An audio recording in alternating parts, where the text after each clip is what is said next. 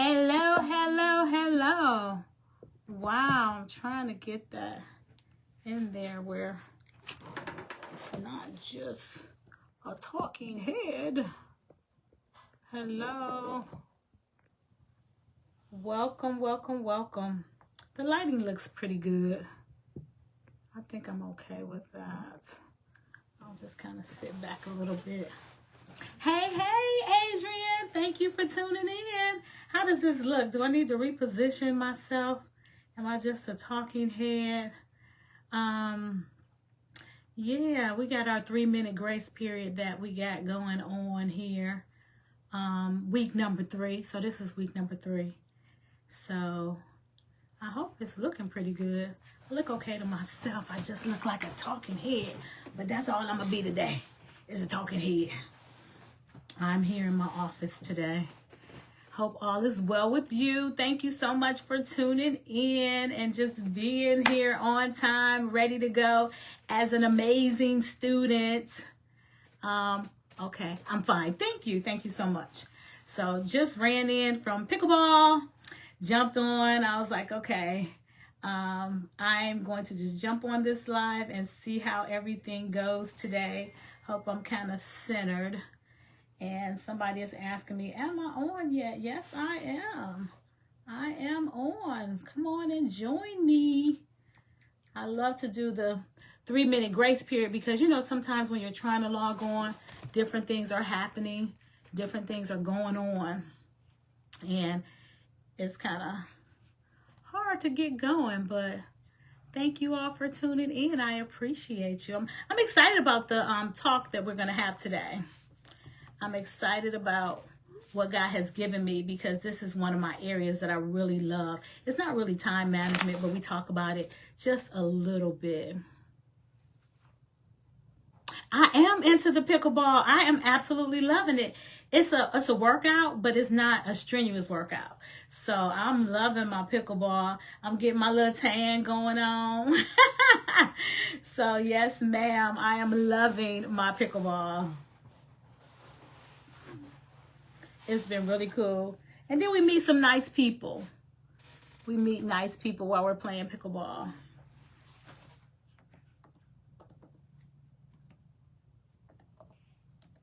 Somebody keep texting me and they messing up my flow. All right. It is, we got almost a half a minute. It says, yes, does this go along with the book you wrote? What book? Which book you talking about? I'm not sure. What book you talking about? Help me remember. Bring it to my remembrance. What book you could be talking about? Yeah, so it is 12:33. Please like and share. Please like and share as we get started here. So if you all that don't know, I am Teresa McCurry, the CIO, Chief Inspirational Officer of Super T Inspires. And I'm also the Prophetic Strategist, yes ma'am, that book. And I'm also the Prophetic Strategist for McCurry Ministries International. And what we do, we help people that are in ministry and marketplace. And my husband and I also do a marriage piece. So today, if you're going to focus on practical insights that you can apply immediately to your leadership in your business and your assignment. So go ahead and share the broadcast. Please like the broadcast. If you have other leaders that you want to, can you hear me now? Because I think sometimes when I keep getting texts or keep getting messages, the sound kind of pauses. So please let me know if you can hear me now. Can you hear me now? Hopefully you guys can hear me. Let me know one more time, Adrian. Can you hear me now? I don't want to keep talking and you guys can't hear me. Can you hear me now? Like a Verizon commercial. So again, I am Teresa S. McCurry, the CIO, Chief Inspirational Officer of Super T Inspires, and I'm also the Prophetic Strategist for McCurry Ministries International. So what I come to do is come on here today to introduce to you some strategies, some marketplace tips to help you advance, whether you're a ministry, whether you're a marketplace, or whether you have a nonprofit. I picked those 3 because those are 3 areas that I have some experience in. I was thinking about that today before we got on, and we are having a founders weekend in Cleveland, Ohio. And my husband and I are super excited because when we sit and we think about it, we founded New Beginnings Ministries, the church, 16 years ago. And then I founded the MCS Fund, Misha Chanel Saxton Fund, 9 years ago. Wow, it's been 9 years. And we founded New Beginnings Fellowship International, which is our group that we have for fivefold leaders, for ministry, and for marketplace. And then we also are putting in the works the academy. So y'all will hear more about the academy as things go on. So the academy is a training for kingdom training to give you practical tools and insights for that. But enough about me. I want to jump into our topic for today. But before we jump into today's topic, I just want to do a brief review of what we talked about last week in week 2. So in week 2, we talked about timing matters. We talked about the timing that you do something is so important. Because one thing I know about God, he'll give you the vision. Remember, the foundational scripture last week was Habakkuk 2:2-3. Write the vision and make it plain. But the thing is, it's ready for an appointed time. So with the vision that you have, it doesn't mean that you jump out and do it today. And I think that's a mistake a lot of people make. They have a thought, they have a vision, but they haven't done the foundational work. They haven't completed the preparation to a point that they're ready to execute and or build. So last week, the 3 things that I wanted you to walk away with was preparation, execution, and expansion. Put that in the chat for me. The 3 things that I wanted you guys to walk away with last week was preparation, execution, and expansion. So please go back and watch the video from week 2 and you'll understand about what those 3 things mean and how those 3 things work. So the preparation, the execution, and expansion. That's what we talked about last week. So today I'm just going to jump in because there's so much I want to cover in this short period of time. So today we're talking about strategic planning. And I am a prophetic strategist, so I love planning strategically. So what I'm going to talk about today is strategic planning, build the execution framework. So remember, we talked about the preparation, the execution, and the expansion. The preparation, you can build that because you need to prepare for whatever it is, the vision that God has given you for the ministry, for the marketplace, or for your nonprofit organization. Then when you think about after the preparation is done, there's the execution process. So with the execution process, that's where a lot of people get stuck or get lost. It's like, how do I execute this thing, this vision that God has given me? So today I want our foundational scripture to come from Proverbs 16:3. Vision alone is not enough. Structure is what turns the vision into results. So that's my Teresa McCurry version of Proverbs 16:3. Vision is not enough. Structure is what turns the vision into a reality. So a vision needs to be turned into a reality only when you have structure.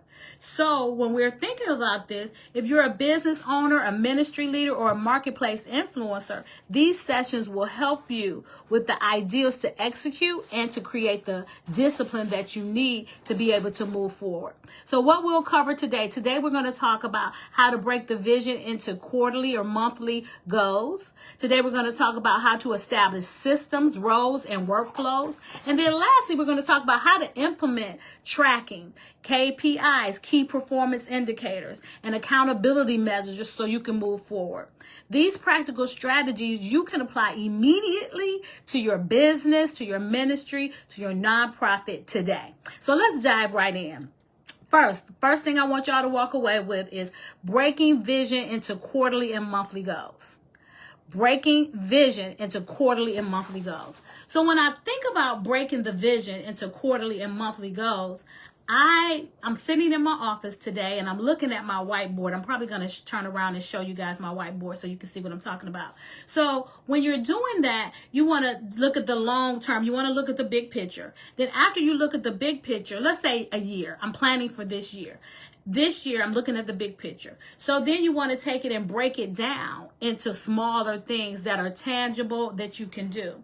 And clarity removes the overwhelm, and it helps to give you focus. So when you're just looking at the big picture, you don't know where to start. So you look at the big picture and then you back up and you say, what can I do each quarter to make this vision come to pass? And then you say, what can I do each month to make the vision come to pass? And then you back up again. What can I do each week to make the vision come to pass? Those are called action steps. Then you back up again. What can I do each day to help the vision come to pass? So when you're working it out and you're thinking about how do I move forward, you want to turn it into quarters. So each year there's 4 quarters. There's first, second, third, and fourth quarter. So when you break it down into those quarters, it makes it a little more palatable for you to be able to do these things. And once you break it down into the 4 quarters, you say, what are the 2, 3 at the max? What are the 2 or 3 main priorities that I need to accomplish? And then you step back and you do it. So you have a yearly goal, a quarterly goal, a monthly goal, a weekly goal, and then you put daily action steps in to make that happen. Am I making sense? Is it clear? So I'm going to show you guys my whiteboard real quick. I'm going to turn should I turn this camera around? I'm going to try it. So I'm going to turn my camera around and show y'all my whiteboard real quick. Oh, it turned around. So I'm here in my office and this is my whiteboard. Y'all in my personal business right now. So we're looking at my whiteboard. The overall theme for 2026 is spiritual intelligence. God, show me your glory. And then I have the scripture for that. Then I have things broken down into Q1, Q2, Q3, and Q4. So if we look at Q1, and y'all probably can't understand my writing or read it, but in Q1, most of those things are done. In Q1, I said I want to plan for 2026. I wanted to do some real estate seminars. I've done 2 of them so far. I wanted to apply for some grants for the MCS fund. That was done. I wanted to open up a bank account. I got my LLC here in Florida. I opened up my doing business as. So for the bank account, I need to have at least $2,000 so they won't be hitting my account with fees. We working on that. Pray for your girl that she gets to $2,000 for that bank account, that business bank account here in Florida. So that's something that I have not done. So what I'm going to do, because it's April now, I'm going to move this right here, the bank account for $2,000. I'm going to move it over to Q2. I may even move it over to Q3 to give me some time to get that done. So when you're working on your vision and you want to break it down into quarterly sessions. So when you break it down into the quarterly sessions, that makes it easier for you to do it. And then if you don't get something done in Q1, don't beat yourself up over it. Just push it over to Q2. And if it don't get done in Q2, don't beat yourself up over it. Push it over into Q3. Keep the vision before you. And when you keep the vision before you, you will eventually get it done. The easiest example of that is people that want to, I call it gain a slender figure, because I don't want to lose nothing. So some people call it losing weight. I'll call it gaining a slender figure. So when you want to gain a slender figure, you want to come up with goals. You say, okay, what do I want to do for 12 months? In this year, I want to lose 20 pounds. If I want to lose 20 pounds, then you break it down into a quarter, 90 days. How much weight do I want to lose every quarter? And I want to lose 5 pounds every quarter. So that's 5, 10, 15, 20 pounds, right? And then you say, okay, I want to lose 2 pounds each month. Right? And then you break it down, and then eventually you have reached your goal. Same thing with business, same thing with ministry. Once you break those goals down and you give yourself some action steps to take, it makes it that much easier to get there. Now to do it, that's a whole nother ball game. So let me keep going. So next is establish systems, roles, and workflow that supports growth. Again, step number 2. Establish systems, roles, and workflows that support growth. So what does that look like? Systems. So when you're working on a system creates consistency. Because if I have a system and I put that system in writing, I can always go back and refer to it. So I don't want to just keep starting from scratch every time I do something, right? Not just effort. We want to create systems to create consistency. Growth without structure leads to burnout and confusion. Growth without structure leads to burnout and confusion. So as we put together our growth, we want to have structure. Hey, Carmen, thank you for tuning in. And you don't need any more ideas. You just need a better system. So if you get your system in place, and then you'll be able to see it moving forward. Identify your core business functions. Identify the core things that you need in your business. So if you're like me in real estate, I need lead generation. And then lead generation is the contact point. What's the contact point for me and the individuals that I want to do business with? Then after that, you need to put a system in place for your follow-up. Because you meet the people, you collect the business cards, you say hi to them, but is there a follow-up in place? What should the follow-up look like? The follow-up should look like a phone call. The follow-up should look like a text. The follow-up should look like an email. Sometimes when you meet people, you can ask them what's their preferred method of communication. Because if I'm the business owner or the ministry or the nonprofit, what system do you want to use? So if I am texting you and you're an email person, that's not going to work. If I'm calling you and you're a text person, that's not going to work. So as the business owner, as the founder of what it is that you're doing, you want to find out what's the preferred method of communication that your customers, the people that you're serving, your congregation, how do they want to be communicated to? Not the way you want to communicate. I'm old school. I want to talk on the phone. I want to hear your voice. I want to hear the inflection in your voice and all of that. But everybody ain't old school. So if you want me to text you, I'm going to have to text you. If you want me to email, I'm going to have to email you. So you got to know what method the people that you're dealing with, what do they want to use as a follow-up. And then when you're providing your service or your products, you want to be able to get that service or that product in front of your desired audience. Build simple frameworks. In our ministry, we build SOPs, standard operating procedures. So when you build those SOPs and then people can follow the SOPs. Now, when you have different people move in various positions, they might not do it the exact same way, but there's a framework. So having a framework, having a system, a workflow really helps to put structure to your organization. And then you want to have administration. Who is going to keep everything together? Who's going to keep the balls up in the air? You know, who's going to take care of that? So we all need an administrator. If you're not an administrator, you need to get an administrator on your team. If you don't have an administrator, that's something that you can invest in. So you can purchase an administrator. You can go on Upworks. If you don't know what that is, please look at it. If you're in business, ministry, and in a nonprofit organization, you could do business with Upworks, or you can do business with Fiverr. You can hire to help you get some things done. So as you're building your workflow, as you're building your structure, you want to ask yourself, what happens first? What happens next? Who's responsible for this? And put together a system and a timeline. If this happens first, this happens next, this person is responsible for, okay, what is the timeline? When should this be done? This should be done 6 months in advance. This should be done 3 months in advance. This should be done 1 month in advance. And this should what we do to finalize what's going on. Now, when you plan properly, you'll be able to plan out that year and know, okay, by this time we should have our flyer out. By this time we should have Eventbrite up. By this time, especially if you're serving food or you need to order something, you need to know in advance so you can purchase those things. I know a lot of time we deal with people and they just so last minute and that drives me crazy. So let's be planning in advance so we can get the job done. Okay. So if you have planned an event, if you have had a service or something and people have been last minute, sometimes that just drives you crazy.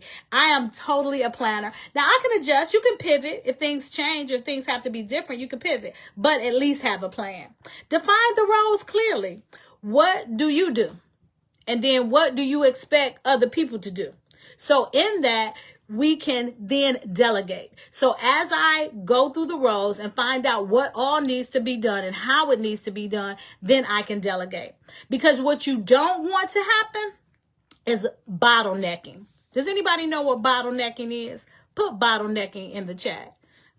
Bottlenecking. So if you're bottlenecking, that means that you're slowing down the growth. And most of the time, bottlenecking comes from the leader. bottlenecking comes from the top. Why? Because we're trying to do everything ourselves. And that bottlenecks, that stunts the growth of what it is that we're trying to do.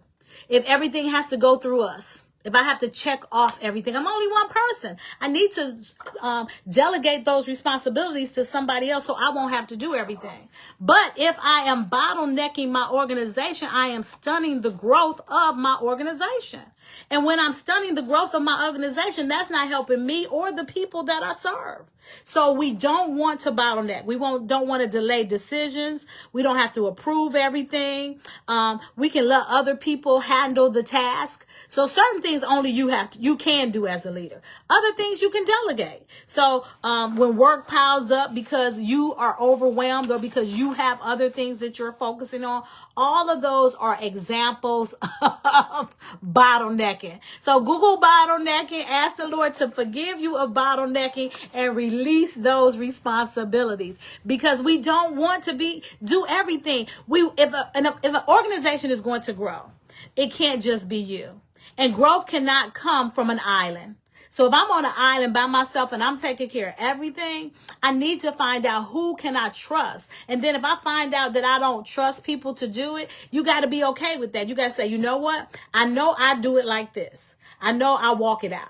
But some people can run it out. Some people can moonwalk it out. Some people can skip it out. Some people can jump it out. We just want to make sure you get to the bottom line. So whatever that bottom line is, we want to make sure that the work gets done. All right? So choose an idea. What is it that you want to focus on? Choose an idea. I want to focus on this. Write the steps down to the process.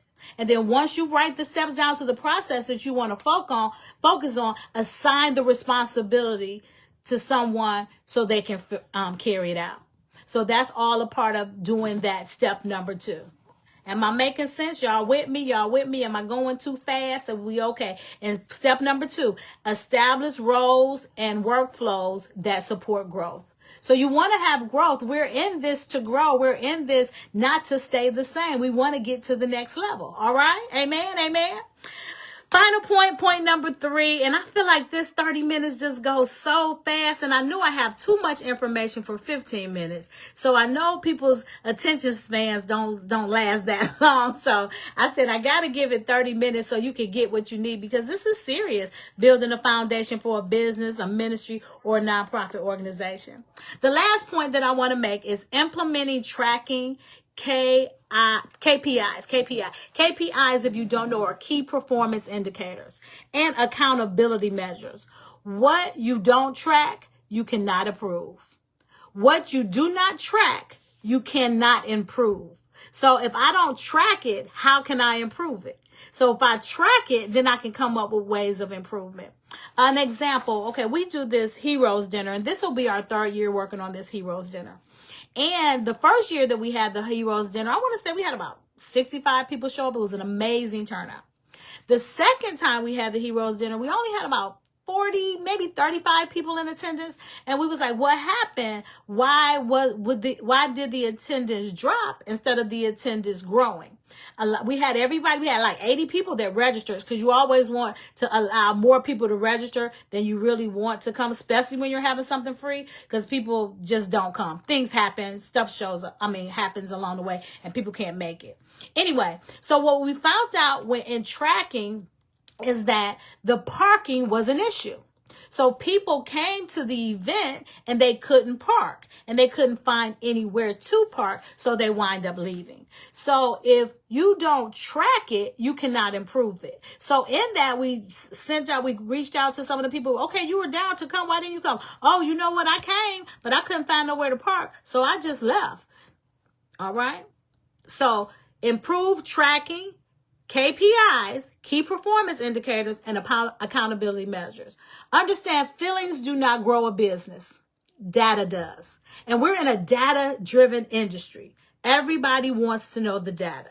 If you're a nonprofit organization and you're applying for grants, they want to know the data. They want to know who you're serving, how you're serving them, who's showing up, who's following you, all of those things. So the data is important. And accountability creates results. Accountability creates results, not intentions. Because all of us have pure intentions and all of us want to do good and all of us want to do right. But it's that accountability that creates results. So we want to have accountability. So in this, we need to set appointments. We need to have client sign-ins. We need to have revenue trackers where we can track the revenue. We need to do weekly or monthly tracking. You don't want to wait till the end of the year. So depending on how big or small your organization is, weekly or monthly tracking helps you know where you need to course correct. And it's okay to course correct. Because whenever we start off with doing something that we think we need. And then as we begin to service our target market, remember, we talked about that in class week number 1, your target market. As we begin to service our target market, we find out that their pain points dictate that they need this, or their pain points dictate that they need that. So we want to course correct so we can service them properly. So just know, as you move forward in ministry, as you move forward in your marketplace, and as you move forward in your nonprofit organization, there may be times when you need to course correct. And with that being said, this is not even on the implementing, tracking, KPIs, and accountability. But in that, knowing who God called you to serve will definitely help you along the way, because there's always going to be opportunities. And as you begin to grow, people are always going to suggest, oh, you could do this, you could do that, you could do that. You have to be crystal clear on who it is you're servicing, how you're servicing, and what God called you to do with them. Prime example, we're called, I'm thinking about my nonprofit organization, the MCS Fund, we're called to fill the gap financially for individuals affected with sickle cell anemia. So what we do, we give you a scholarship to help you pay a bill, to help you in between get some groceries or whatever. So we don't actually give out money. You send us your bill, we pay your bill. If you're affected with sickle cell, that's what we do. In our ministry is New Beginnings. So when you come to New Beginnings Ministries, you're going to get a new beginning. That new beginning could be a new mindset. That new beginning could be a new life, a new way of thinking, a new way of doing, a new way of acting. So our premise is to help people get a new beginning. That new beginning looks different for everybody, but that's our focus. So when you're making your business and creating your foundation and creating your charter, you want to be crystal clear on who you serve and how you're going to serve them. So I hope you all got something out of this today. We got 3 more minutes. So I just want to wrap up with a quick overview of some of the things that we talked about today. So today what we talked about was vision without structure creates frustration. Vision without structure creates frustration. So we went over that. We said structure with discipline produces results.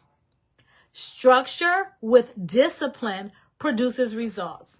And if you want growth, you must build systems, track performance, and execute consistently. So those are the key performance indicators, the things that you want to put in place to help track. And nowadays, you have so much at your fingertips that can help you with that process.